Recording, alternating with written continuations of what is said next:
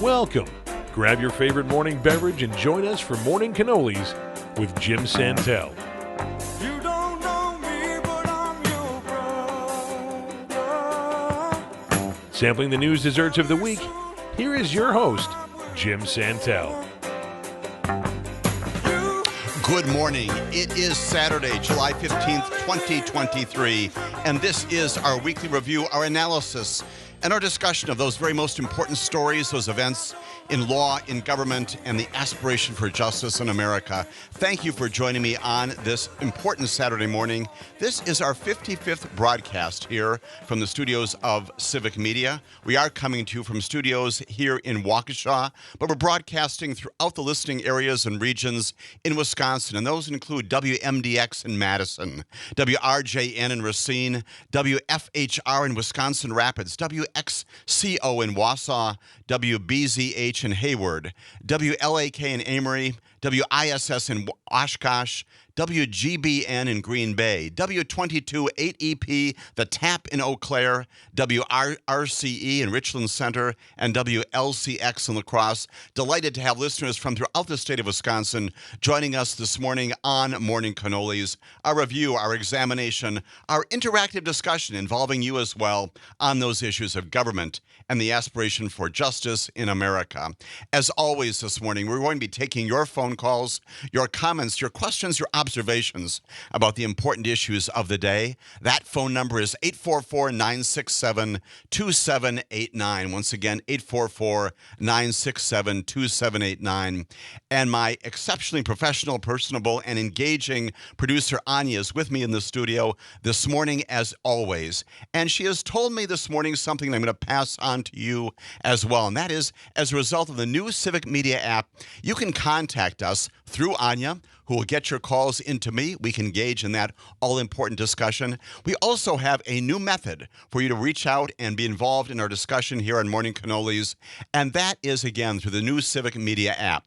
All phones accessible. You simply download your particular station, and then you'll see options to either call or text, and you can either call or text. It's just that simple, as Anya promises me, and it is just that simple. We are encouraging both your texts and your phone calls this morning and all mornings going forward. In addition, this morning, some other important news coming out from Civic Media, another important community engagement initiative that we're very proud to discuss and tell you about this morning. I'm going to be participating in this month and encourage you to do as well. The Civic Media leadership and management is calling this Civic Pints. It is an opportunity to support the health, the safety, the security of all our community members. The process, the initiative is just this.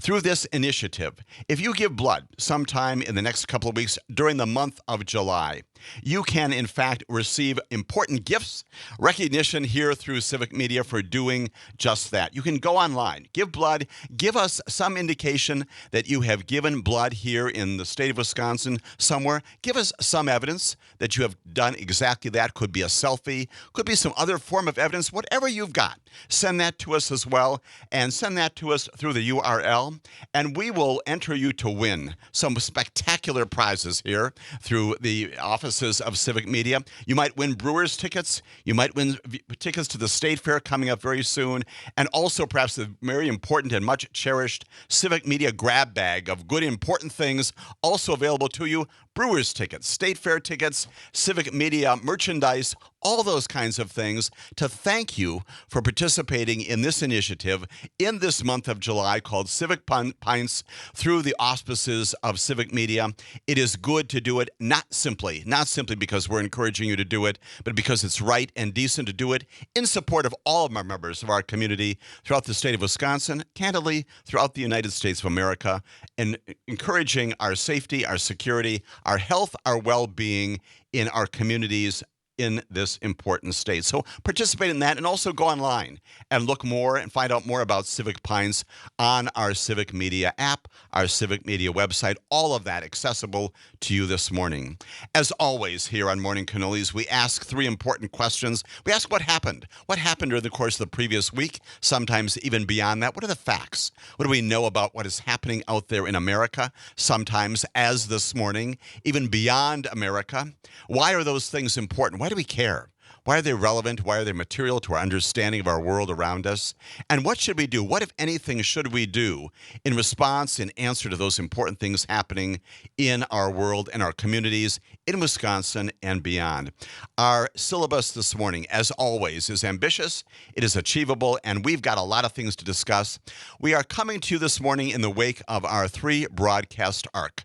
Focusing on what? Focusing on the Supreme Court. We spent a lot of time in the past 3 broadcasts talking about many of the most important cases decided by our High Court in this 2022-2023 term of its activity and its work. That term, for what it's worth, continues to this day. It is highly likely that during the course of the summer months just ahead, that there may be more activity coming out of our Supreme Court, but the big cases undeniably decided in the month of May and in the month of June, and frankly, even continuing here with respect to discussion here in the month of July as well. And so this morning, we're going to spend a little bit of time in our first hour doing some recapping, some thinking about what all those cases mean. We'll do a bit of a summary of about 10 to 12 of those cases that we have spoken about. A lot of that, again, because of the good work that Anya and the producers here at Civic Media do, a lot of that has been placed on our website for you to review. You can listen to back shows also on our website. But this morning, we're going to review some of that and then do some big takeaways. What do we make of what the Supreme Court has done in this term? How does it compare to last term? What things should we be thinking about as we go forward into the next term, which, yes, again, begins in just about 10 weeks from now, believe it or not. The first Monday in October is always the first day of the new term of the Supreme Court, and already the Supreme Court has amassed about 19, 20 cases that it has decided that it is going to be deciding, reviewing, soliciting briefs on, having oral arguments on in the coming year. Presumably, we're going to be talking about all of those as our broadcast continues in this year and certainly in next year as well. We're going to begin this morning by talking a lot about the rule of law, about the delivery of justice, and we're going to begin this morning by going overseas. Before we get to that, however, we're going to be spending much of our second hour bringing you back up to date on many of the investigations, a lot of the legal challenges being confronted by our former president, Donald Trump. Civil case, one in particular that got a lot of headlines this past week, but may have been somewhat under the radar in the national media. We're going to talk also about the pendency and the status and significant developments in connection with the investigations, criminal investigations involving January 6th, involving not only the matters in Washington, D.C., but also those taking place in Georgia. We'll spend some time talking about the Mar-a-Lago investigation and the indictment returned in that case a number of weeks ago, and then talk generally about the meaning of all of this as we go forward and understand what is happening in America, and again, with law, government, and justice as our principal focuses. Let us begin by talking about the rule of law in America by beginning to focus on some significant events happening overseas. And we're going overseas, as we did way back in March or so, to talk about significant rule of law, some discovered and undiscovered justice issues in the Republic, the State of Israel. Tens of thousands of Israelis this past week have demonstrated once again in connection with proposals of the Israeli government to overhaul, to change dramatically the balance of the rule of law in Israel. What this is all about? Well, they blocked roadsides once again to the main airport, the Tel Aviv airport, the Ben Gurion airport there in Tel Aviv, a dozen other major thoroughfares in and out of major cities in Israel, sometimes, yes, clashing with police.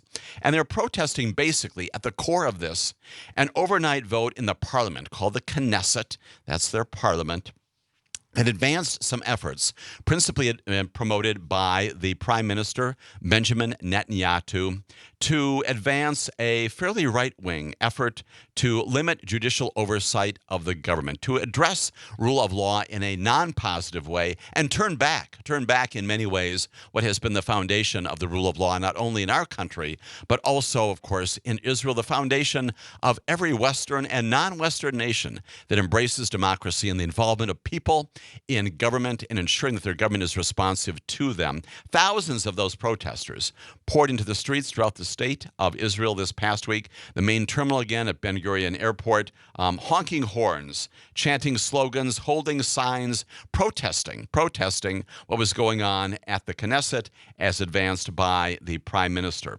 Rallying in 20 towns and cities, again blocking traffic, sometimes involving the police, called generally throughout the nation of Israel a day of disruption. Doctors showed their support by gathering outside the Tel Aviv Museum of Art. Women's rights activists, likewise, dressed in crimson robes, which of course were inspired by characters from The Handmaid's Tale, the novel by Margaret Atwood, also became a major television production, talking about and protesting the patriarchal totalitarian state that they identified in many of these reforms. They also marched in the cities and towns throughout the state of Israel. Not nearly as aggressive, not nearly as numerous as those protests were in March of this year, when some trade unions also shut down large parts of the Israeli economy, again, to protest the government's efforts to curb judicial power. But nonetheless, significant because this is coming back. The protests once again did lead to some clashes with police, and we got some water cannons to prevent them from the protesters from moving up and down major highways there. About 71 people arrested overall in these continued demonstrations.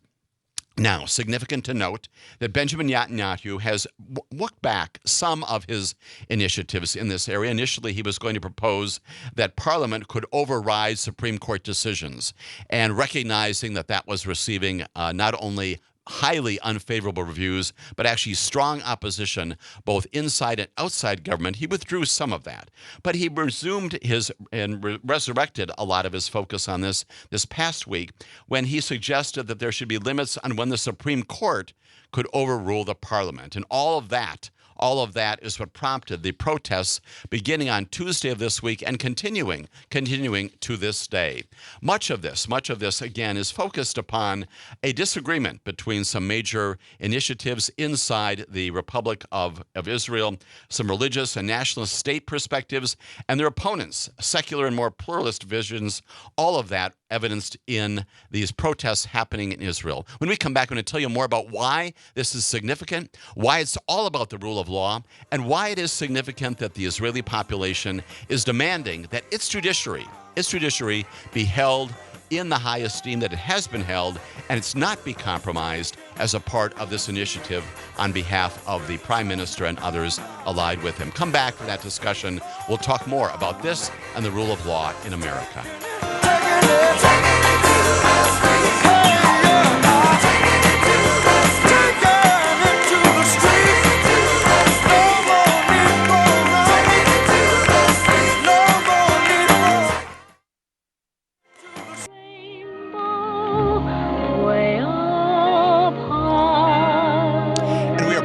Morning on Morning Cannolis, beginning our discussion today. 2 hours of important discussion about the rule of law, justice, government in the United States by talking about what's going on in Israel, our ally overseas, and specifically this renewed effort by Benjamin Netanyahu, who is the Prime Minister of Israel, to restrict the capacity of the judiciary in Israel to act as it should.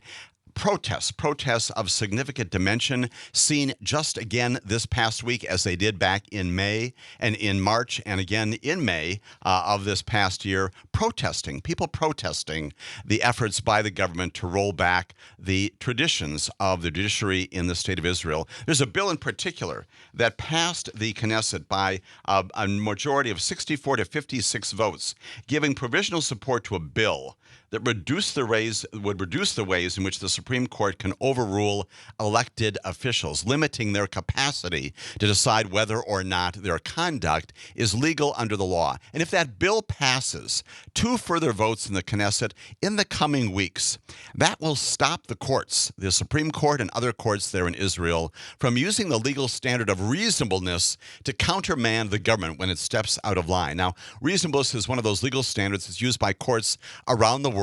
We have our own variations of that right here in the United States of America. We often talk about actions of government be reasonable and rational, related to some legitimate purpose of government, advancing some public interests. Reasonableness is this legal standard, once again, used in many nations to determine whether or not the conduct of government is rational and decent and right and good and consistent with the law. It's done not only in Australia that way, Britain, Canada, all kinds of nations around the world adopt that. If this decision by the Knesset to rescind that, one wonders out loud what the standard would be. What kind of thing could courts legitimately apply when it comes to assessing the rightness and the correctness of government action if you don't have a standard of reasonableness in place? That's one of the things that is the focus of the protests now nationwide in the state of Israel. The Supreme Court justices probably angered the government early this year by using that very standard of reasonableness to stop a leading ultra-Orthodox politician whose support is crucial to shoring up Netanyahu's coalition from becoming a cabinet minister. They intervened on that, and because of their use of that standard, again, the prime minister and others allied with him, seeking to clip the wings of the justices who are attempting to level the playing field when it comes, again, to the kinds of things that courts should do and governments should be involved in. Last night, we saw the first step of this country becoming a dictatorship. That was the comment by Grace Sherman. She's an educator in central Tel Aviv. A lot of people very, very upset by what's going on right now in Israel. We will continue to monitor that situation. Along the way, of course, Netanyahu himself says this is not the end of democracy, but rather the strengthening of democracy, he said. And he is obviously moving forward on those plans. The protests aren't going away. And the concern, again, although it is not as dramatic as it was in March and in spring of this year, it will certainly increase as the Knesset continues with these movements to, again, implement what the prime minister wants to do when it comes to compromising this fundamental notion, the rule of law. Differences among politicians there about what should happen, but nonetheless, a source of concern for everyone across the planet looking to this republic to understand what is going on. Why is that relevant? Why is it significant that we should think about what's happening in Israel? Well, obviously, they're an ally of ours. They're another republic, another democracy on the face of this planet. And as we think about our own Supreme Court, our own justices here, we have our own concerns about our justices, not exclusively because of some of the decisions that they have rendered. In many cases, reasonable people can differ about those conclusions that they have reached. In some areas, probably not, but in many areas, that's what our system is all about. It depends upon checks and balances. It depends upon people arguing cases and coming before the Supreme Court and advancing particular views that may not be popular, may be popular, and in the end, having justices decide what the law of the country, of our nation should be. A lot of that is compromised when one wonders about the very ethical focus and core of the very Supreme Court justices who are making those all-important decisions. And sure enough, just this past week, we had some more indication that we have reason to be concerned about the ethical, moral, if you will, compass of our Supreme Court. I'm not going to spend a lot of time talking about these issues. They're probably not at the top of the list when it comes to our recent focus here in the United States on ethics matters related to our Supreme Court. But we heard again this past week some reporting about Clarence Thomas, who has his previous involvement not only with his wife Ginny and things that she has done in her private capacity that are also before Justice Thomas in the Supreme Court when it comes to the election of 2020. We also, of course, recall well his involvement with Arlen Crow and others with whom he has received significant benefits. This past week, we heard some reporting about payments to an aide made to Associate Justice Thomas back in 2019,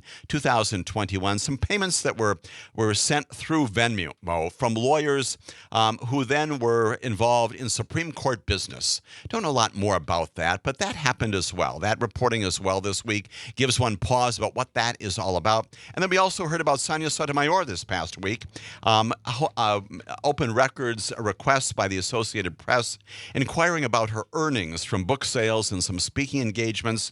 A report released by AP this last week indicated that Justice Sotomayor's university visits there to speak to students facilitated mass book sales that led to the justice earning nearly $4 million from a memoir, My Beloved World, and some collections of children's books that she has also authored. Now, to her credit, she has also issued some statements about how this happens.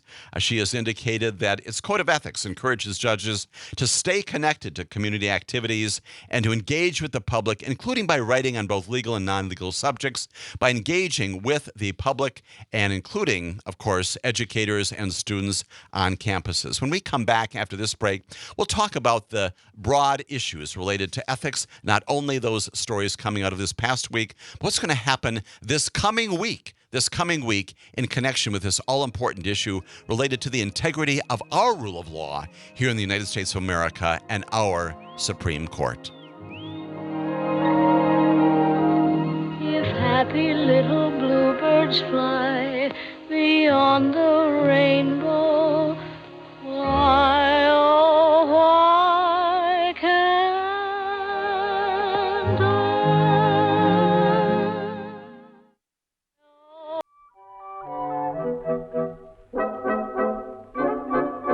We are back They this say morning. I'm We are crazy, talking, got as no before, about the but I United don't States care. Supreme Court, doing a little wrap-up in the may or wake may of not our mean three sense, arc of discussions of the past weeks about these major decisions issued by our Supreme Court in the month of June, and before that as well, and talking right now about this continuing issue related to the ethics of the Supreme Court. That has focused principally, of course, upon Clarence Thomas and his on-the-bench, off-the-bench engagements. Also, of course, focused principally on Samuel Alito and a particular fishing trip that he took a number of months ago, years ago actually, involving a friend of his. Some additional focus, probably of lesser significance, but all of this getting an awful lot of attention, also involving the Chief Justice, John Roberts, some issues related to Neil Gorsuch, and most recently some issues related to Sonia Sotomayor. All of this, again, to greater and lesser degrees. Not all of it probably problematic. Some of it certainly cases where there are matters that are pending before the Supreme Court, and you have got involvement of justices deciding those cases of parties with whom they have personal relationships and from whom they've received individual monetary or other benefits. That's highly problematic. Some of these other things may not be. The point is that now that we are looking generally at the Supreme Court, asking new questions about the integrity of the court generally, about the notion that we should expect from the court the highest standards of conduct, certainly on the bench, but also off the bench as well. And we do not have that. The respect for the court declines as it has, not only in part because of some of the decisions rendered recently and in past years. Those can be the subject of legitimate debate in America. These other issues related to integrity and ethics and the basis for your making those decisions in the first place, those are more straightforward. And those should, in fact, be incorporated into a unified and composite code of ethics for the United States Supreme Court. As we've talked previously on this broadcast, all of the other hundreds of other federal judges, district court judges, appellate court judges throughout our United States of America are subject to an ethics code that requires that they be recused when indeed there are conflicts of interest, perceived conflicts of interest, or real conflicts of interest in connection with their deciding cases of parties with whom they have personal relationships or personal involvements of some kind. Sometimes also financial issues require recusals as well. More generally, we have a right to know as Americans because although they're not elected, they are appointed for life. They serve in these all-important positions that tell us once again what the law is in our nation. We have a right to know about their sources of income. And if they're getting income from sources other than their regular salaries, we should know about that in the interest of transparency, in the interest of ensuring once again that they're not receiving monies inappropriately from parties, sources that would in any way compromise their legitimacy and their integrity on the bench. All of that prompting an awful lot of focus, as perhaps never before, on the United States Supreme Court, and yes, getting attention by the United States Congress as well. We have talked about this at length in the past. We know that the Senate Judiciary Committee, headed by the senior senator from Illinois, Dick Durbin, has conducted some interviews and also some on-site public hearings about whether or not there should be the imposition of a specific code upon the Supreme Court to guide it in its ethical travels through these kinds of issues.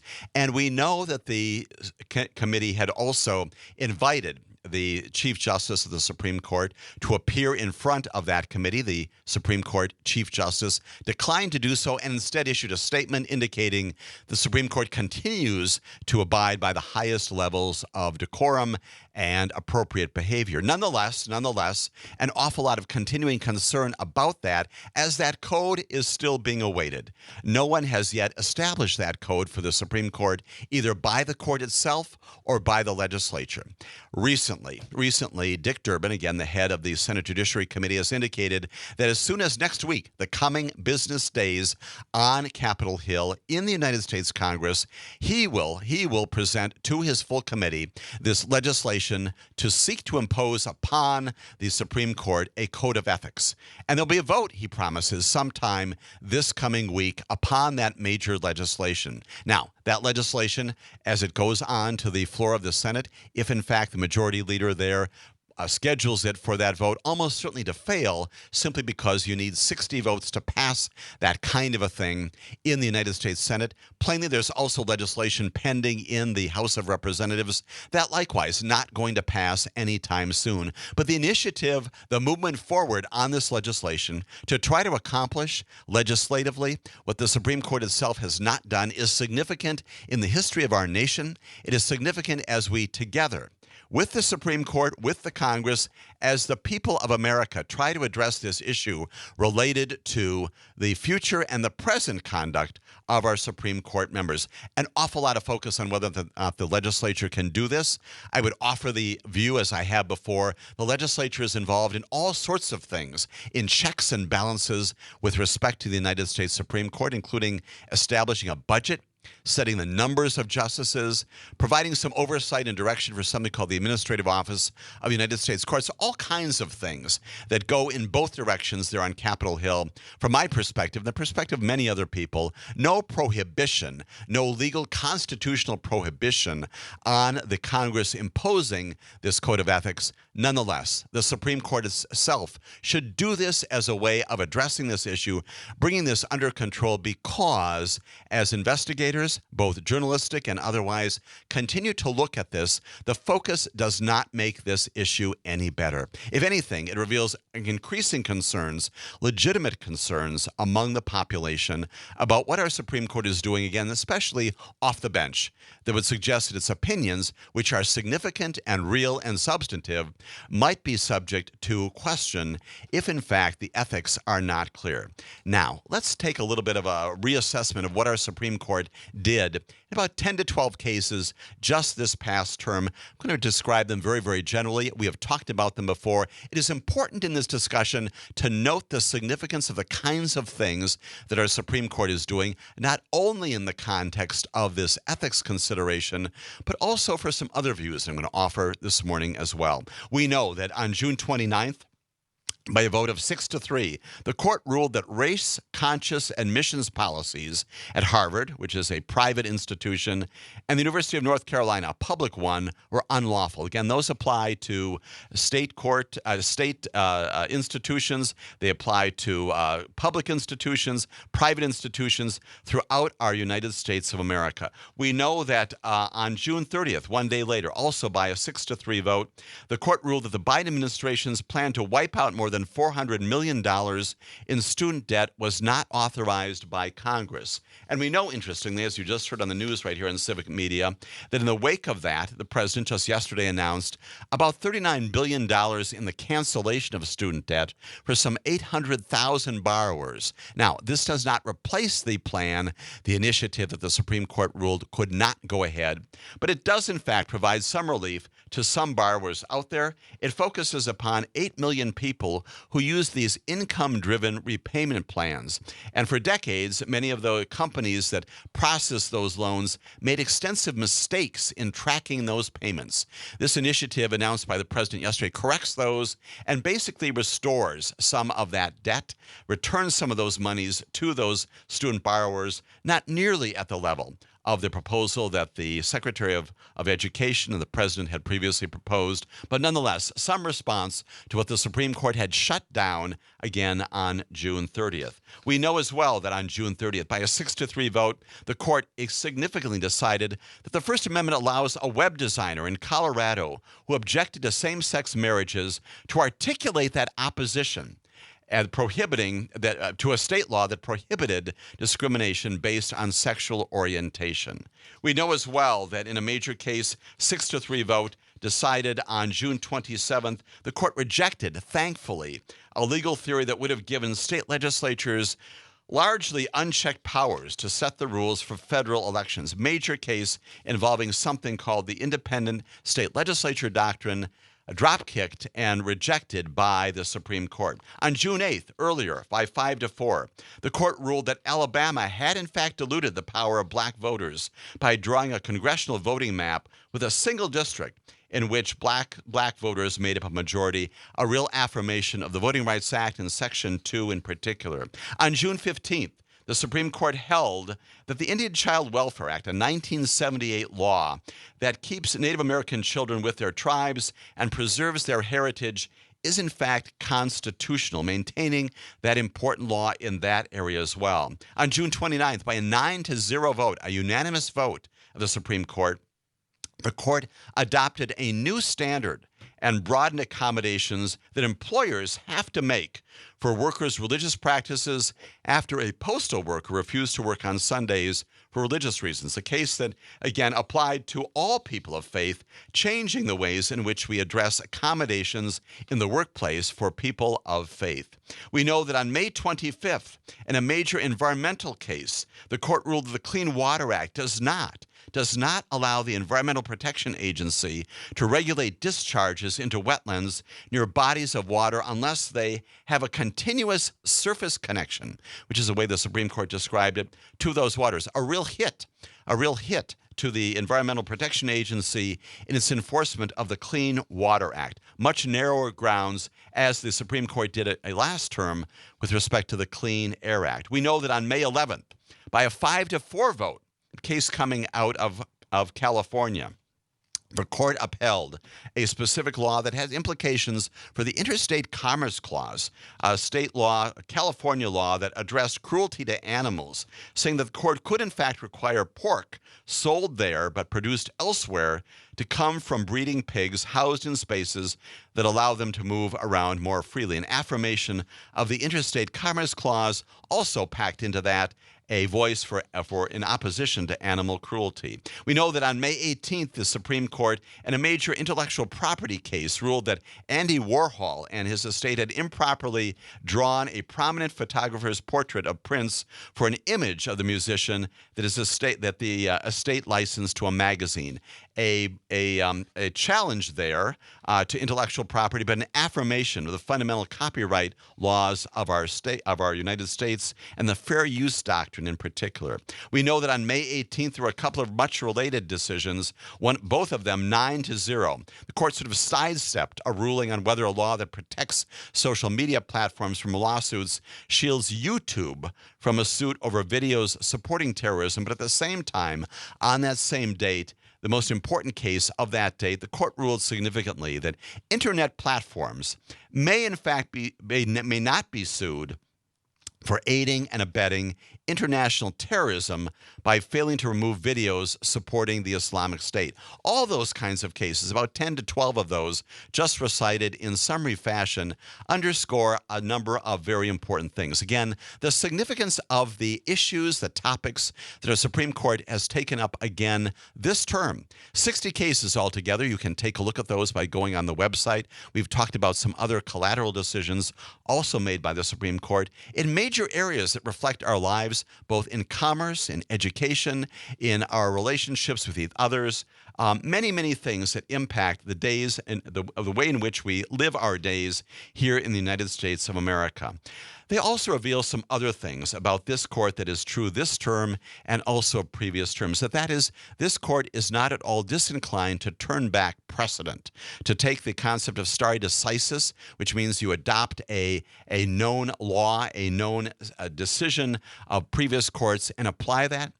Appropriately, in appropriate circumstances, courts do that. They reverse decisions. This court much inclined to do that, as it did in some major areas this term and, of course, last term as well, sometime turning back the precedents, the established rules and regulations by which we have lived for 30, 40, 50 years in this country. The reversal, for example, of the affirmative action options available to universities and colleges in our nation that was available for 40 years, reversed just this past term. And of course, last year, the reversal in the Dobbs decision of almost 50 years of privacy rights, reproductive rights in America. When we come back after this break, I'm going to talk with you more about some of the significant takeaways from this past term. And then we're going to get to some callers who are also on the line waiting to talk with us here on Morning Cannolis. But I go my own way, that's my philosophy. I don't care if he's a crook or just a millionaire. There's no doubt about it, I'll sing and I'll shout it, 'cause I don't care. Oh, I don't care. When it comes to happiness, I want my share. Don't try to rearrange me. There's nothing can change me, 'cause I never saw you look quite so pretty. And we're back in this first hour here at Morning Cannolis. We're talking, as before, about the United States Supreme Court, now offering some perspectives on this term, not yet completed, but the major decisions issued by the Supreme Court, pretty much done for this term, commenting right before the break that this is a court in this term and previous terms not at all disinclined to overrule prior decisions that it has made, to overrule precedent, and to turn back the clock in some of these very significant ways, cases and reliance upon the law that we have pursued for 10, 15, 20, 30, 40 years here in America, a court that looks at precedent and sometimes, not always, turns back the clock and makes those decisions in ways that rescind the previous decisions that it has made. A couple of other observations.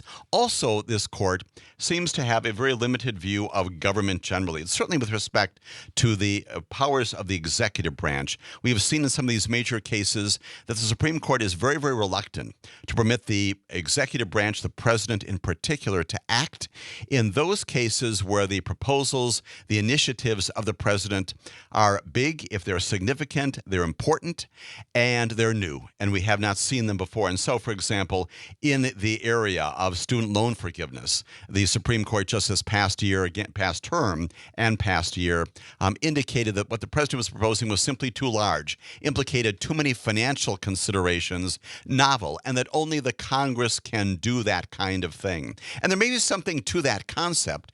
The president's and the president's concern, the concerns of prior presidents, as well as probably this, that in a situation where the Congress does not act to engage in some of these major issues in the environment, in education, and in other areas, in commerce, in healthcare, all these kinds of things, presidents are prompted to act and then are told by the Supreme Court they cannot act in these areas because of separation of powers, checks and balances. So the Supreme Court, again, limiting the view of government and of the executive in particular to act in ways that will make the government work and go forward when another branch of government, the Congress, fails to act or does so incompletely. And finally, an observation about differences on the court.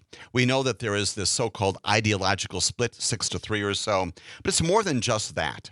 There are some fundamental views about equal protection on the court, and those were exhibited certainly in the court's discussions of race this past year and this past term.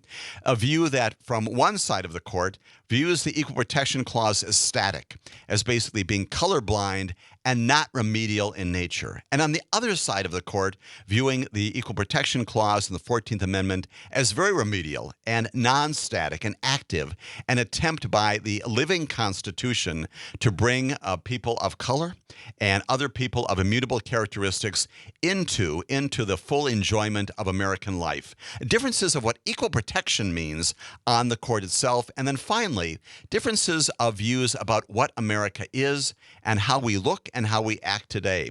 An awful lot of attention, again, on race in particular, but other areas as well, that indicates that race is one of those issues that we, in some ways, no longer need to consider. Now, in this major case involving Alabama, we know that that was not the case, but we've also seen in other areas a rolling back in voting rights and in other areas of a focus on attempting to remedy the racial issues of our nation. And we have on the same court a focus on by some of the justices who recognize that we still need to wrestle with race and still need to understand that our nation, to become the more perfect union that it was promised in our founding documents, needs to work even more. Lots of observations there about the Supreme Court and the term that continues but is now completed in its major cases that have been decided. We've got a number of callers on the line. We appreciate that tremendously. We appreciate the callers. I'm going to begin with Dana from La Crosse. Dana, calling in this morning. Appreciate very much your comment or question today. Good morning, Jim. Thanks for taking my call. Lovely Saturday morning here in La Crosse. Just sitting on my patio. Beautiful. Enjoying my coffee with, unfortunately, I wasn't able to hunt down any cannolis, but All right. I'm having one in spirit. Very good. Jim, always great topics, important show for that you present here for us. The two most important topics I think right now going on in our government are the January 6th investigation and this in-your-face corrupt court. I don't know what it takes to get the people awake on both sides of what's going on. I think we do have a good percentage of people that do understand everything. You did mention Dick Durbin is leading the charge on the court thing, but frankly, Jim, I do find him a bit soft, a little acquiescent, I guess you could say. Someone I do admire with his relentless pursuit of corruption in our government. I'm sure you know who he is, Sheldon Whitehouse. Sheldon Whitehouse, sure. I believe he's from Maryland. But I've seen him on some of his presentations over the years, and he is wonderful and just exposes so much. But it just doesn't seem to get any traction to get anything done. I mean, Jim, I thought when the last election, when the Democrats got that one more seat in the Senate, that was going to give them a lot of investigatory powers. And we got the House doing all these ridiculous investigations where there's some serious ones that the Senate could surely be undertaking now. And I'm not completely sure they are. I'm not hearing of any subpoenas or anything that they're using this new power with. One idea I did have, Jim, I think would be wonderful. An idea that maybe you get Sheldon Whitehouse on your show sometime for maybe a half very hour. good. And we'll call the senator and ask him to join us. Right. I would love to hear your two brilliant minds discussing these two topics. Or at least his, right? I'll take your comments, Jim, and you have a great weekend. Dana, so much. Thanks so much. We appreciate the call from beautiful Cross today. A couple of things as we go into the top of the hour here. Yes, it's January 6th. You have anticipated the discussion. We're going to talk a lot about January 6th right after this top of the hour break. As to things going forward, yes, this is frustrating, right? Sheldon Whitehouse, it's his legislation, actually. He authored it. He is the one who's advancing this in the United States Senate. It is frustrating because, once again, it is not going to get passed, not with a filibuster in place. There needs to be more aggressiveness. One wonders out loud, bringing together a couple of your thoughts, Dana, if the chair of the Senate Judiciary Committee had subpoenaed the Chief Justice of the Supreme Court, wouldn't that have been interesting, right? To see whether or not we can subpoena the Chief Justice to come and testify, an invitation declined by him. So lots of things to unpack here. Dana, we appreciate that comment so very much. We need to be focused on this. This is important for America. I think you're right, identifying as one of the top 2 or 3 issues we are confronting right right now in the rule of law. When we come back after the top of the hour, more callers commenting about these and other issues. And then, as I promised, we're going to talk more about updating all the investigations, civil and criminal, faced by our former president, Donald Trump. Stay with us for that conversation right after the top of the hour here on Morning Cannolis.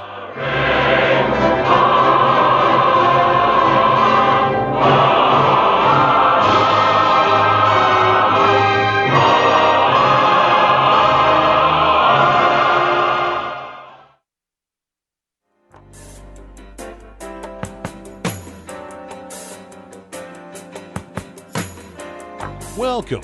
Grab your favorite morning beverage and join us for Morning Cannolis with Jim Santelle. You don't know me, but I'm your brother. Sampling the news desserts of the week, here is your host, Jim Santelle. Welcome back to this, our second hour of Morning Cannolis on Saturday, July 15th, 2023. As before, and as always on Saturday mornings, talking about law, talking about government and the aspiration for justice in America, and also taking your calls and, yes, indeed, your texts. Taking your calls at 844-967-2789, and also through this new Civic Media app, accessible through all phones. You download your particular station, and you'll see some options to either call or text. Anya, my wonderful producer, is here with me in the studios. She is taking your calls, your texts, and we will talk with you on the air about these important issues. Make use of that. We'd love to hear from you, as we have already this morning. We are talking this morning about the United States Supreme Court. Another observation or two before we get back to some callers and then move on to some other issues related to investigations in America. We know that last term was a decidedly conservative term when it comes to a number of the major cases that the Supreme Court decided. Certainly the Dobbs decision, overturning about 49 years of tradition, that precedent that I described before, this court not at all disinclined to reverse the precedent, the res judicata, the decision of stare decisis, cases already decided, and to go back in time, go back in history. We also saw that evidenced with respect to the guns case, Bruin, case that also changed the fabric and the life and the very status of guns in America, all that kind of thing. In the previous term of the Supreme Court, a decidedly conservative court. This year, it's a little bit more nuanced, undeniably, still a deeply conservative court, but more in tune, I would offer, with the incrementalism that the Chief Justice has always tried to approach when it comes to deciding these major cases, rather than sort of the take no prisoners approach from Justice Clarence Thomas and maybe even Sam Alito on some of these issues. Chief Justice John Roberts, again, certainly a conservative member of our court, certainly with respect to some of these decisions, squarely in the conservative viewpoint on some of these things, but nonetheless has taken control once again of this court. The tables in many ways have turned with respect to the kinds of things the court has done, and the Chief Justice once again becoming perhaps the most influential justice on the court today in terms of deciding votes, and maybe even behind the scenes accomplishing some of the decisions that did not turn back history and that did affirm the basic standards and tenets by which we live our lives. Chief Justice John Roberts with the majority in divided cases about 86% of the time this term. He was second only to Justice Brett Kavanaugh at 90%. Not surprisingly, Justice Clarence Thomas, the last by this measure at 55%.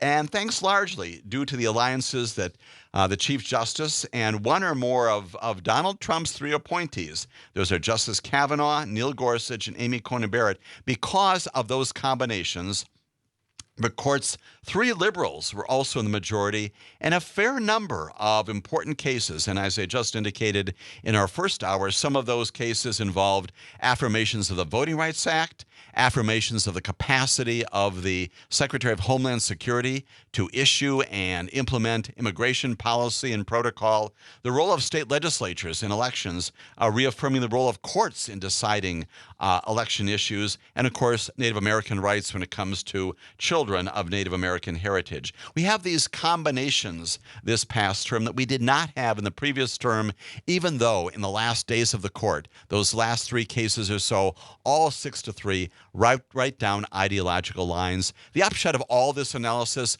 a bit more nuanced than maybe the headlines would indicate, even though, once again, this is a court that is much inclined to reject and reverse history, to accept the invitation to reverse major decisions in our history, and also a court that, once again, exhibits both in fine points and in large points some fundamental differences about what the Constitution means, especially when it comes to equal protection. Is that an equal protection clause that is vibrant and alive, or is it static? And about America itself. What are we trying to remedy? What are our major issues in America? Some significant differences on the bench among our 9 members of the court that definitely have animated the decisions of this past term. We're delighted, as always, to have callers calling in, also texting in as well. And I'm going to turn to some of those callers who've been waiting for a while now here on our broadcast. Mark, glad to have you with us again this morning. Your comment or question? And Mark, are you with us this morning? Yes? All right. Yeah, I'm here. All right, Mark. Go right ahead. Glad to have you with us. Yeah, that the ridiculousness of the Supreme Court decision on the surface water. There's this having my understanding of geology enforced with the career at the DNR, and then from basic geology and biology classes back in high school, that there's definitely a connection. If something's if the ground is permeable, Sure. there's going to be a connection between the what's dumped on the ground and what shows up in the surface water someplace else. Right. More than likely, it is just ridiculous. Right. That This they is made the that decision that way. And Mark, you're talking about the And- Sackett case, which is one of these cases. The Sackett case, right. Exactly. That again, the Supreme And- Court talked about this in terms of adjacent lands and waterways and wetlands and adjoining lands, and said that again, those that are simply adjacent are not covered. You have to adjoin. You've got to have some continuous connection here. I share your concern. This is one of the major cases of the Supreme Court this past term, and again, undermining significantly the Clean Water Act by the EPA. Go ahead, yeah. And there certainly is a connection between the two, because just because you don't see on the surface, it's below the ground. Another question I've had that's been bouncing through my head: what is meant by a person holding an office of trust or profit under the United States? Does that include people that hold offices within the United States that at the state level, or is it just at the federal level? Because this goes to shall be appointed electors. Because my understanding is that because, for example, Spindell here in the state of Wisconsin is on the Elections Commission here in the state of Wisconsin. So would that, even if he was a valid elector, wouldn't that provision in Section 2 of the Constitution prohibit him from being appointed an elector because he's holding an office of trust or profit under the United States? Right. Lots of things to unpack there. Very good questions about the application of that language. I'm going to take it even more broadly, Mark, because I think you've raised an important issue, not only about these issues involving the electors. We're going to get to some of that in this hour as well, and some concerns, obviously, about where we're going with that investigation. Why is it that has not yet proceeded to the point where we're actually doing some charging? May well be that, at least with respect to Georgia, we're going to get some decisions by a grand jury sometime soon, anticipating likewise that maybe the Department of Justice is going to be doing something soon. The general language, trust or confidence, applies across the board, right? Just because it's in the Constitution doesn't mean it's not applicable to the states and other officials. And even absent its appearance in the Constitution and other documents, that's what we aspire to for all of our elected and appointed officials, right? I think that's your point, Mark. Everybody who is in those positions, we should expect of them the highest levels of trust and integrity. We've got to have confidence in our elected officials, our appointed officials, to do their work in a way that is responsible. And if they don't do that, they're operating contrary to their oaths, whether they're in state office, federal office. That trust then is compromised. That I would offer is what we're seeing, regrettably, with respect to the Supreme Court to some extent, and also, as you indicated, in people who hold positions that are both political and also governmental. And that raises great concerns, as you've indicated. Mark, I appreciate the comment very much this morning. We'll talk more about that as we go forward this hour and beyond. We also have Dick on the line. Dick, appreciate you've been waiting for a long period of time. Just appreciate very much your comment or question this morning. Can I comment on the first topic you had this morning on Israel? Yes, yes. Well, first of all, I'm going to say that I couldn't be a bigger supporter of the masses there, I believe to be the masses, and Yes. this is a minority that is trying to pull off this crazy stuff. First of all, you've got their security minister telling the president of the United States to butt out, and we're not another star on the American flag. Right. Now, this is a gentleman who has, in his youth, as I read, been convicted of inciting racism against Arabs. You know, I see this much like I see in this country. Netanyahu, I have no time for. I think the guy is corrupt. He went in by the slimmest of margins, and now he tries to govern as if he won by a landslide. And the people in the country are seeing it different from what I see. I don't know. I'm just wondering your opinion on it. I think you're absolutely right, Dick, and that's why they're in the streets again for the second time this year, right, protesting this. We thought maybe it had gone quiet, but plainly Netanyahu once again resurrecting all this, these votes in the Knesset. To your very important point, yes, an awful lot of people affiliated with Netanyahu saying, stay out of the United States. Well, the reality is that the United States provides Israel with about $3 billion in aid every single year, and that doesn't necessarily mean that they've got to do what we say and what we would expect of them. But on these fundamental issues about democracy, Dick, as you're indicating, and this goes to the very integrity once again of their courts. Just as we're discussing here, our United States Supreme Court and legitimacy there you've got people taking to the streets and saying, no, we're not going to let this happen.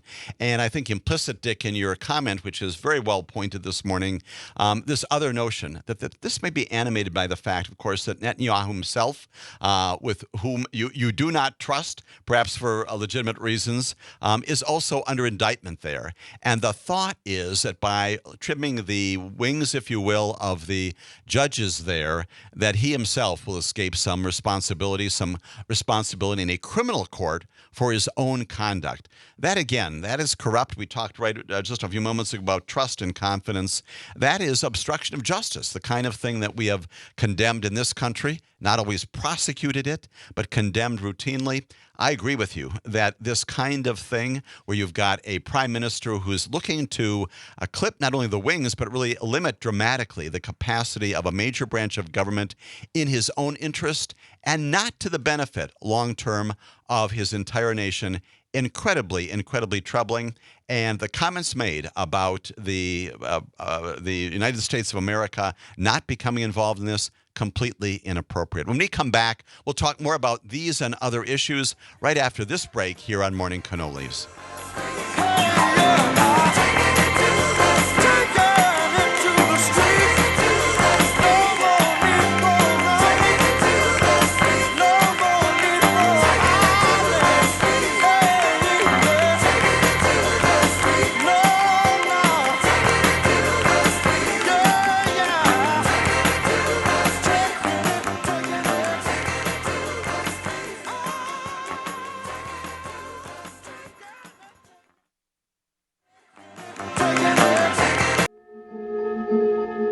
Johnny could only sing one note, and the note he sang And we are was back this this. morning. It is Saturday, July 15th, 2023, and we are talking once again, as we always do, about the rule of law, moving now into our second promised topic of the morning, and that is the continuing challenges faced by our former president, Donald Trump, beginning with a civil matter that has been much in the news in the past, but came up again this past week, percolated up in connection with the involvement of of the U.S. Department of Justice in a defamation lawsuit brought by E. Jean Carroll. How does this come about? The Justice Department on Tuesday said that it's no longer going to argue that former President Donald Trump's derogatory statements about E. Jean Carroll way back in 2019 were part of his official duties as president.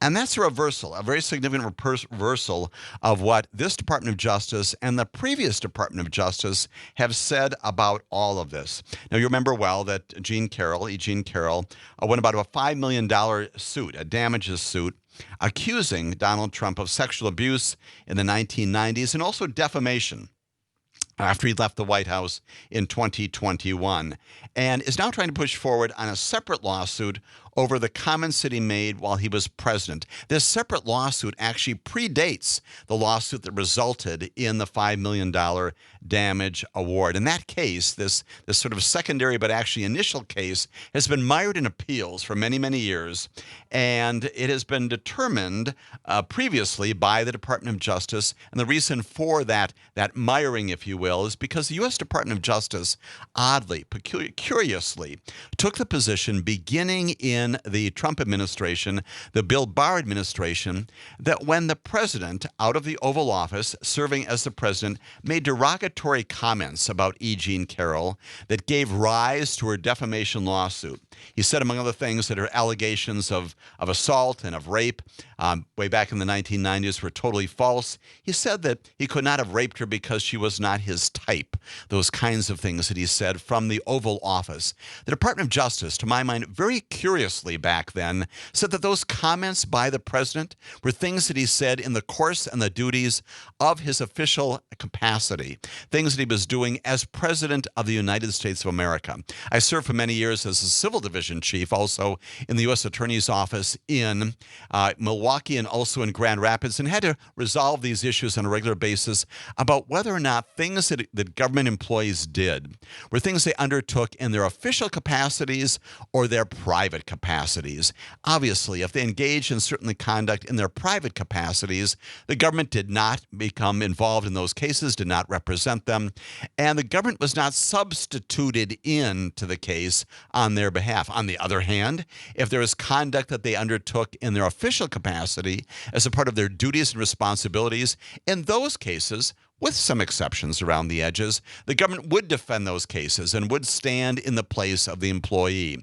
Here, the Department of Justice previously and again throughout much of this term, this administration, this Department of Justice took the position that when the president, the former president, said these scurrilous, ugly, horrific things about E. Jean Carroll, admittedly, while he was serving as president, those were things he was doing in his official capacity. And many of us at the time, including me on this very broadcast, expressed incredulity about that and the continued adoption and advancement of that position in the federal courts. Well, thankfully, just this past week, the Attorney General, other people in the civil division said, no, we've decided to think otherwise of this. We're going to turn that decision back.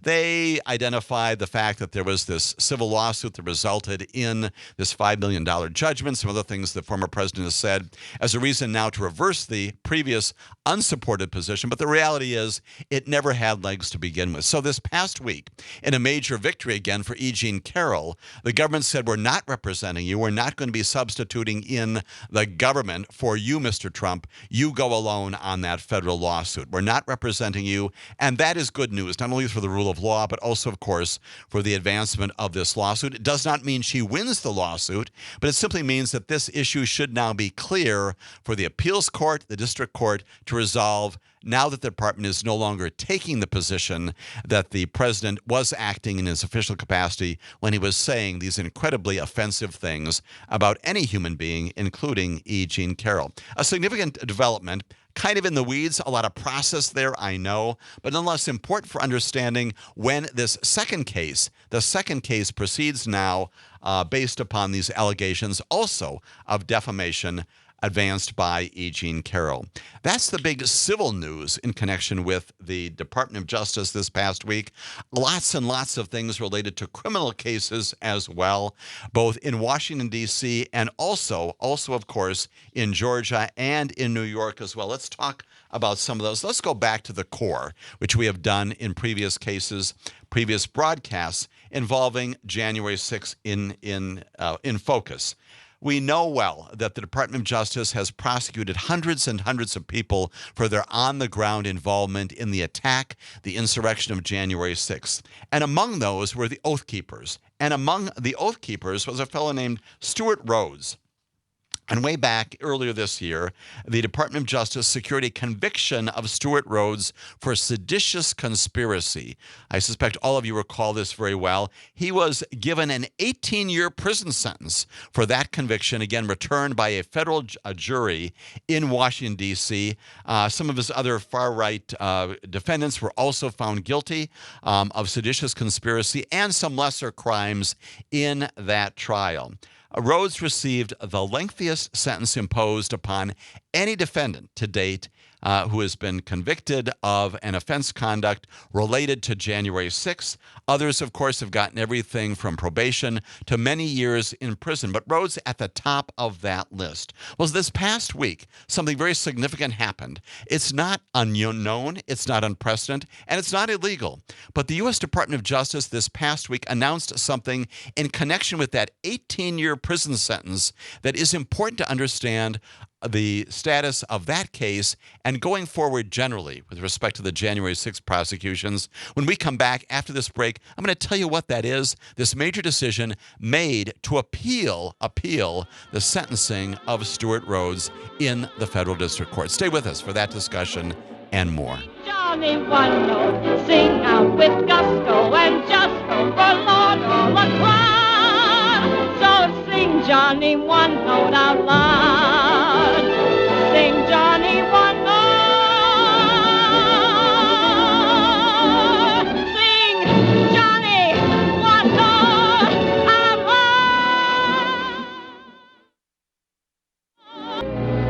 You don't know that I felt good when we up and parted. And we are back here in Morning Cannolis talking now in this, knock our on second wood, hour, sadly about broken-hearted. some of the major criminal and, yes, civil matters being faced by our former President Donald John Trump, updating many of the discussions we've had previously on this broadcast, talking right now about Stewart Rhodes, the head of the Oath Keepers, who had received previously from a federal district court judge named Amit Mehta the highest sentence imposed upon any defendant convicted and sentenced to date in the onslaught, the attack on the insurrection of the U.S. Capitol on January 6th. Something significant happened this past week that warrants attention, warrants focus.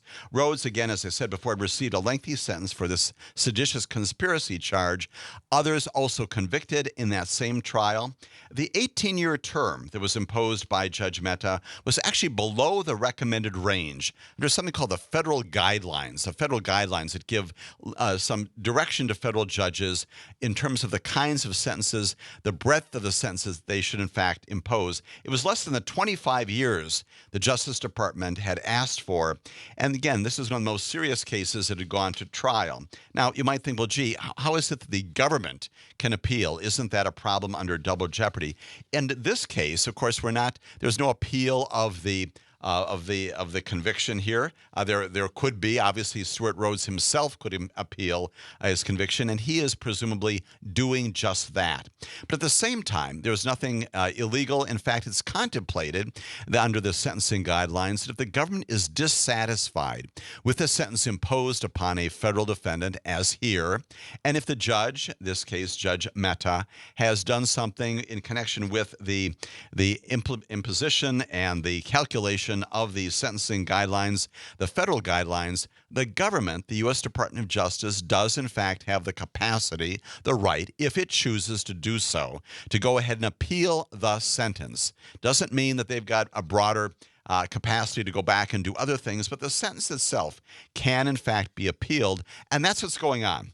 Plainly, the government is not satisfied with simply the 18 years imposed upon Stewart Rhodes, and also the government appealing a decision to impose on Kelly Meggs, who is one of Rhodes' principal deputies, a term of 12 years imprisonment, that also being appealed under that same theory, that is that the Judge Mehta, improperly failed to give a greater sentence under the sentencing guidelines. The government now seeking an appeal, pursuing that appeal to the U.S. Court of Appeals in the District of Columbia Circuit, which will then review that sentencing and determine whether or not Judge Mehta acted appropriately, inappropriately, in failing to give the higher sentence under the guidelines that the government had recommended. At the same time, again, the defendant himself, all the defendants in this case, including Stewart Rhodes, including Kelly Meggs, all the others, can appeal the convictions themselves, the legitimacy of the decisions made by the jury. But those will be in tandem with, parallel with, the contest now brought by the U.S. Department of Justice on the sentence itself. Something that's not often done, can be done legally, properly, but important to note because the government obviously not satisfied with an 18-year term of imprisonment. Interesting, given the defendant's involvement on January 6th, and plainly this view that he attempted to overthrow the government. Certainly that's the focus of their attempt to appeal and their pursuit of that appeal to the U.S. Court of Appeals in the District of Columbia. On any week, you can identify, coming out of the district courts in Washington, D.C., a great number of defendants who continue to be charged, convicted, and sentenced for their involvement on January 6th. I'm going to highlight, as I've done in the past, one more of those today. A fellow named Matthew Jason Bedingfield. He's 22 years old. He was free on pretrial release for an attempted murder charge in Johnston County, North Carolina, when he joined the riot on January 6, 2021. He was outside the Capitol. He flashed a Nazi-style salute after attacking police officers with a pole that was attached to an American flag. U.S. District Judge Carl Nichols this past week sentenced Bedingfield to a prison term of 3 years and 2 months, followed by a term of supervised release, and that, again, also consistent with the sentencing guidelines. He was involved. He was plainly involved in a major attack on our United States Capitol, returning again from North Carolina, where he was then living. He had traveled to Washington, D.C. with his father on January 6th and attended the president's Stop the Steal rally on the Ellipse on that day, leaving the rally, according to all the court records, as they approached the Capitol with this mob of supporters. That is the time that Bedingfield faced the Capitol, made this gesture commonly associated with the Nazis, extending his arm, his hand forward, an upward angle, and again, doing this in connection with his own involvement in January 6th, for which he was convicted, and this past week sentenced to this term of imprisonment, 3 years, 2 months, supervised release after he is released from federal prison as a part of his detention and his incarceration by the Bureau of Prisons. Last August 21, Bedingfield had pled guilty to an assault charge for shooting a teenage boy in a Walmart parking lot in North Carolina. There he was sentenced to 2 years of probation for the December 19 shooting, and it was on that probation that he was serving while he went on January 6th to Washington, D.C. to commit this additional crime. And I highlight this again because not only it indicates the number and the frequency of these kinds of cases, but candidly, the kind of people who are going to do this, the kind of people who were there on the morning of January 6th to attack our Capitol, to attack our institution, and to try to stop the counting of the legitimate votes on that day. Matthew Jason Bedingfield, again, presumably not only going to be returned for further proceedings back in North Carolina based upon what happened here, but again, sentenced in the federal court as well to 3 years, 2 months for his involvement in the attack on the Capitol.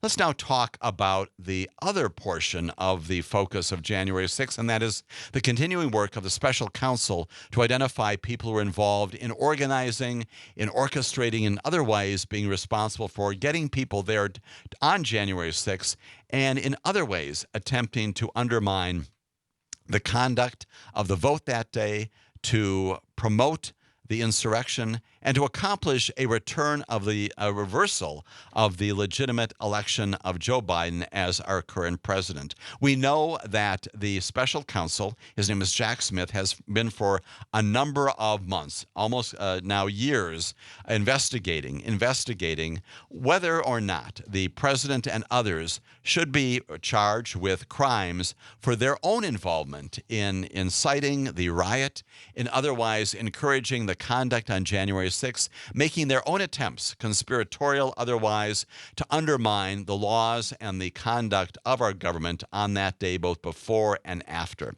attempting ultimately to overturn the results of the 2020 election in ways that saw its perhaps best illustration on January 6th, but also in other ways involving the scheme that involved the fake electors. We've talked about that in our first hour this morning. Many other mechanisms that also involved, arguably, the vice president in a proposal made to him to find that some of the votes that he was ministerially identifying and opening on that day should be returned to the states for further review. A decision that the vice president did not make that day.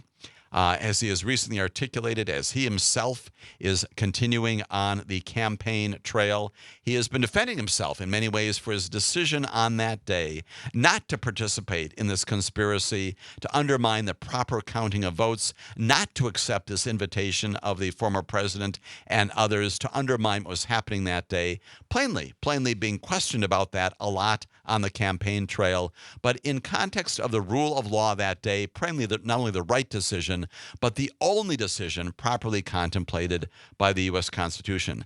The special counsel looking at all of that to determine what, if anything, should be done beyond those people who were on the ground that day, the people we've talked about already this morning. What else should be done to those people who organized, who supervised, who crafted, if you will, this larger campaign to undermine the 2020 election results? And in that connection, we know that Jack Smith has been calling to a grand jury, again, this private group, 26 people appropriately convened under the Constitution to hear evidence of crimes. And among the people who have been presented to that grand jury are plainly an awful lot of people who were surrounding the now former president on January 6th, before that time and after that time. A lot of reporting just this past week that among others who appeared in front of that grand jury recently is the president's own son-in-law, Jared Kushner, plainly being asked information about what he participated in, conversations he may have heard involving the president, and in particular, determining whether or not Donald Trump honestly believed in January and even November, December and January of 2021 then, whether he had lost or won the election. And in particular, determining whether or not Trump's belief, his stated belief in the public domain that the election was stolen, whether Trump honestly believed that, or if privately he was telling people that he knew that he'd lost. We know that there are an awful lot of accounts from people, including one of his White House communications director, who said in the days after the 2020 election that Trump had asked her, "Can you believe I lost to Joe Biden?"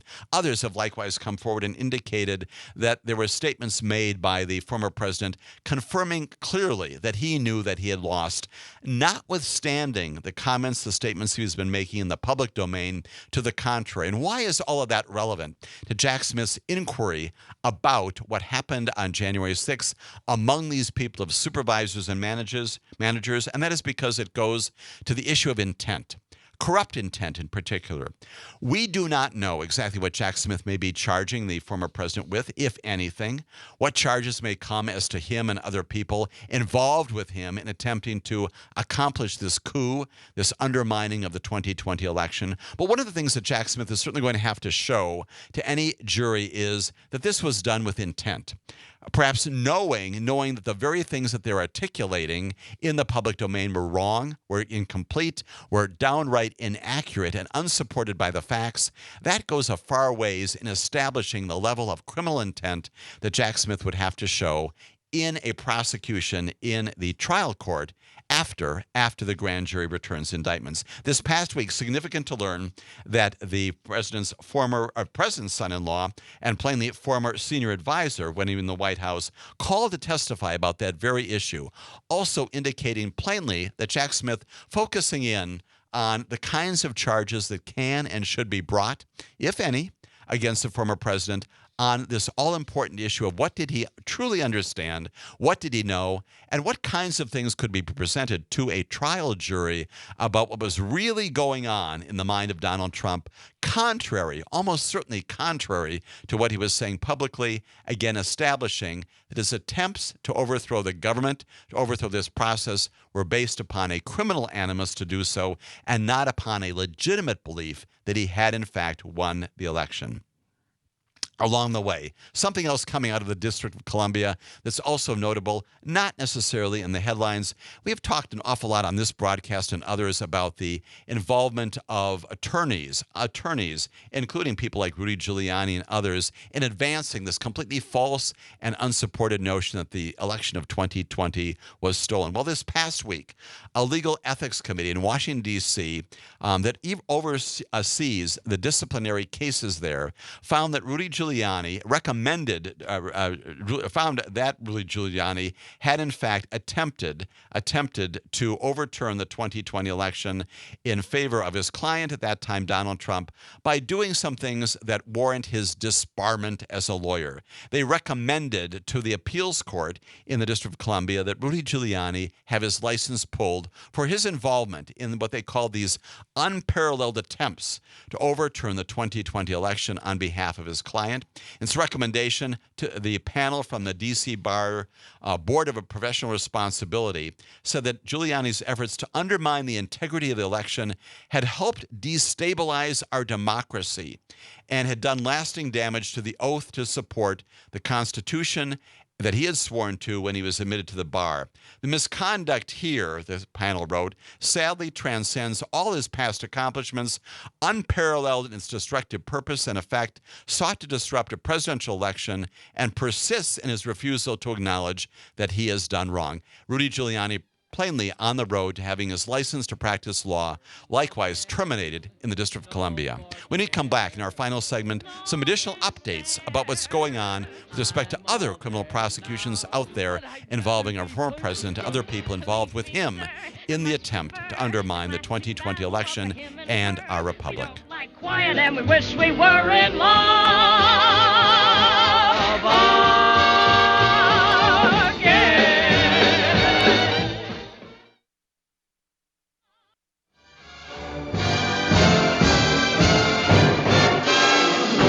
And we are back in this final segment here. Morning Criminal is talking about some of these many criminal investigations and prosecutions now facing our former president, including not only the January 6th focus, those matters we talked about right before the break, but also the much related criminal indictment that the former president is now facing for his involvement in the so-called Mar-a-Lago documents case, and some significant developments in that matter also that will be the subject certainly of future attention here on this broadcast and down the road. The attorneys for Donald Trump in that Mar-a-Lago case, in which he is charged once again with improperly taking this 37 count indictment against him, the attorneys representing him in that case have asked the judge to postpone the trial from the proposed date of early December, which was recommended by the special counsel, to some indefinite time in the future after some substantive motions in the case can be presented and decided. Well, just late this past week, Jack Smith responded to that very strongly, defiantly, saying there's no basis in law or fact to postpone this trial, obviously concerned as this trial might go into the coming year. So there's no basis in law and fact to doing that on an indefinite and determinate and open-ended fashion, said that the lawyers based their motion for this delay on several assertions, none of which are supported by the law or the facts. And prosecutors actually in this case, including Jack Smith, said this potential defense that is pushing the trial back, the entire request here actually borders on frivolous. and also reminded Judge Eileen Cannon, who is presiding over this, that this was not new at all, but in fact was central to this extended battle that was engaged in last year that she oversaw, in which an outside arbiter, recall this, was put in place to review the trove of materials seized by the FBI from Mar-a-Lago. So again, this back and forth this past week about setting the trial date and the attempt by the Trump attorneys to push back the trial sometime into the coming year, strongly opposed by the chief counsel, the special counsel there in Washington, D.C. And finally, also related to January 6th, and that matter once again, we know that Fani Willis, who's the DA there in Fulton County, likely going to be asking an indicting jury sometime in late July into early August to return an indictment in that case. She has plainly signaled this to some of the judges, asking them to sort of clear their calendars during that period. In anticipation of that, the same lawyers, again representing Donald Trump in connection with that investigation, have asked the courts, both the Supreme Court and the trial court there, to quash an early report from an investigative grand jury, and also, oh, by the way, to disqualify the prosecutor herself, Fani Willis, from handling any of this. And it would apply to that the same word that Jack Smith applied to the other motion in the documents case. All of this frivolous, all of this an attempt, obviously, to stop these investigations and prosecutions from going forward. We will plainly cover all of these in the times ahead as we continue to monitor all of this, especially the January 6th investigation, whether that will result sometime soon in a federal indictment against the former president and perhaps others for their involvement in the January 6th and related events, and the state involvement of Fani Willis and others in Georgia, focusing upon the president's attempt to undermine the election in that particular state. Again, these petitions filed by his attorneys just this past week to slow all this down, to try to stop it. A prediction of that is easy to make is that none of these motions will be successful, although once again, in the hands of Eileen Cannon, who previously, as I indicated, did support this civil attack upon the investigation, the Mar-a-Lago investigation. In that case, she is somewhat unpredictable, and we will see what she does with the motions in that case. The judges in the Georgia case, obviously that is different. They have, again, these attacks upon the investigation going forward there. We have another caller on the line in our last few moments here, and that's Joe from Madison. Joe, glad to have you with us this morning. Your thought or comment about any of the topics we've talked about today. Yeah, this is just small, but perhaps you might find it worth talking about. It has to do with the language that one uses, and I understand as a lawyer one has to be careful about what language used. But I was interested when you were describing before you left for the last break, and at other times during the hour, the language has come up about former President Trump that he attempted to undermine the election. I'm interested, Jim, why we can't use the word steal how that doesn't fit into this discussion, because it would seem to be much more that he wasn't interested in undermining it. He just wanted it. He wanted the results he wanted. So could you talk a little bit, just if you have a minute, to this why you chose undermine the election rather than just to say to steal? I'd be curious about that. Absolutely. Thanks a lot, Great question, Joe, as always. And again, this is one of those thesaurus situations, right? All of those, when I say undermine, I mean steal. I mean all those kinds of things. Undeniably, when this case is ultimately presented to a grand jury, there will be specific language in the indictment. It will probably almost certainly track the specific statute that Jack Smith is using to make these charges. And a lot of it will depend upon what those statutes prescribe in terms of the kinds of conduct that is prohibited. It probably will not say either undermine or steal. It will say things about corruptly, compromising the election, doing other things to accomplish, again, seditious conspiracy, criminal activities that are described with particularity in those particular statutes. So when I say undermine, I mean all the kinds of things that one would normally think about when you would try try to attack the results of an election, to steal the election, to otherwise do something that would turn back the results of the election, properly understood, properly counted on January 6th by the vice president at that time, and also, of course, by the Speaker of the House of Representatives. You raise, however, a very, very good and important questions. As I said, language does mean a lot.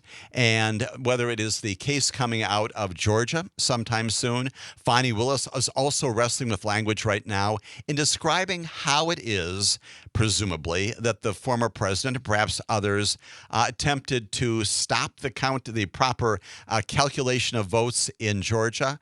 And again, we'll use the term once again to undermine the proper process there. And she's plainly focusing on a lot of those issues, too, that go to some of the work of the people in the ballot counting at the time. A lot of that's going to be focused on the kinds of things she wants to accomplish. Language is hugely important. Appreciate the comment and the call, Joe, as always. And we appreciate callers and commenters down the road as well. We'll be back again next week to talk more about what happens between now and then in many of these areas. We're going to also chat about other matters related to the future of investigations, these and others, in these United States as they affect the Republic, as they affect the rule of law, as they affect government and our understanding of our aspiration for justice in our nation. Join us again for that important discussion here on the studios of Civic Media. Thank you for joining me again this morning. Have a great week, everybody. Hallelujah, come on, get happy.